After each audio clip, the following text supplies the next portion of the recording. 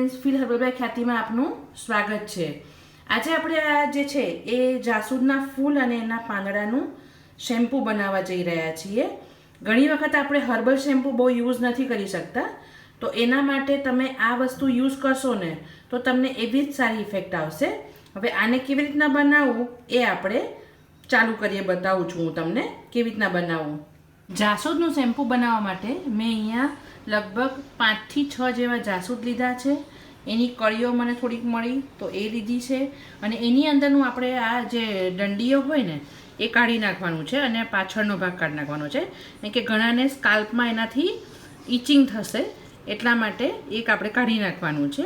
અને મેં 7 થી 8 જેવા એના પાંદડા લીધા છે। આ બધી વસ્તુ મેં ધોઈને લીધી છે, એટલે એમાં કોઈ પણ જાતની ગંદકી ના હોવી જોઈએ। આપણે ધોઈને પછી એને એક બાઉલમાં પલાળી દેવાનું છે, બરાબર છે। ફૂલની બધી જ પત્તીઓ અલગ કરી નાખી છે। હવે આપણે જે પાંદડા લીધા હતા ને એને 2-3 લઈ અને એને પણ આપણે આવી રીતના કાપીને હાથેથી તોડીને એને અંદર નાખી દેવાના છે। અને કેમ કે એ છે ને આને જ્યારે પલાળી રાખશું ને આપણે ત્યારે એમાંથી એક ચીકણો પદાર્થ એટલે સ્લાઇમ, એકદમ સ્લાઇમી પાણી નીકળશે।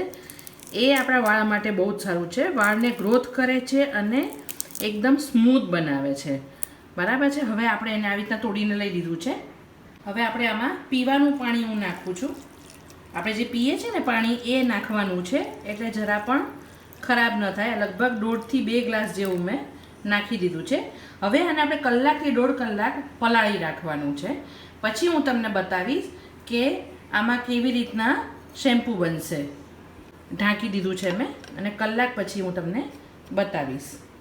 મારે થોડું કામ વચ્ચે આવી ગયું હતું, એટલે 1 કલાકની જગ્યાએ 2-3 કલાક થઈ ગયા। અને હવે આપણે એને આ આખી વસ્તુ છે એને આપણે મસળવાની છે, એટલે અંદરથી એકદમથી ચીકણો પદાર્થ એનો નીકળવાનો સ્ટાર્ટ થશે અને એનું આપણે શેમ્પૂ બનશે। આ મસળી લીધું મેં।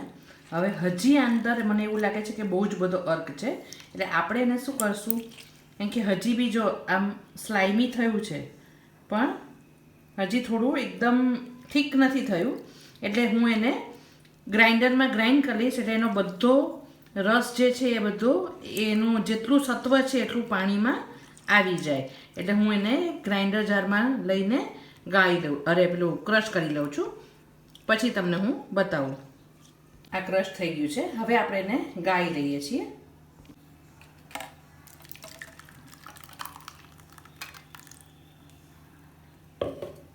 આ આપણું નીકળી ગયું છે, જાસૂદના પાન અને એના ફૂલનો અર્ક નીકળી ગયો છે। હવે આ જે નીકળ્યું છે એમાં તમે જે પણ શેમ્પૂ યુઝ કરતા હોય એ તમારે એમાં મિક્સ કરવાનું છે, એટલે એમાં તમારે જેટલું બી હોય આ તમને એ લગભગ 1 વીક ઉપર જેટલું ચાલી જશે।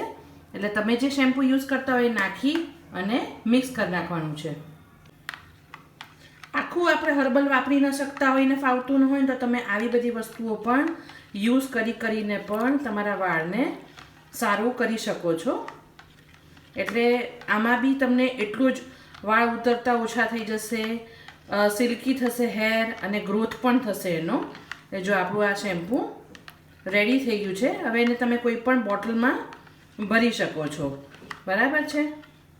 મારી પાસે હવે છે ને એક ખાલી બોટલ પડી હતી, એમાં હું આને સ્ટોર કરી લઈશ। હવે આ શેમ્પૂને આપણે ફ્રીઝમાં રાખવું પડશે। આ શેમ્પૂ તમારે બહાર નહીં રખાય, કેમ કે આપણે કોઈ પ્રિઝર્વેટિવ નથી નાખ્યું એટલા માટે। એટલે આ જ્યારે નાહવું હોય ને એના કલાક પહેલાં તમારે કાઢી લેવાનું છે, બરાબર છે। એક આખી બોટલ ભરાઈ ગઈ છે અને હજી આટલું વધ્યું છે, એ હું નાહવામાં યુઝ કરી નાખીશ। એટલે આ બધી વસ્તુને હવે આપણે આને ફ્રીઝમાં સ્ટોર કરશું, અને જ્યારે નાહવું હોય ત્યારે જ 12 કલાક પહેલાં કાઢી અને એનો યુઝ કરશું। તો ફ્રેન્ડ્સ, આવી જ નવી રેમેડી અને રેસિપીઝ જોવા માટે મારી ચેનલને લાઇક કરો, શેર કરો અને સબસ્ક્રાઈબ કરો। Thanks for watching.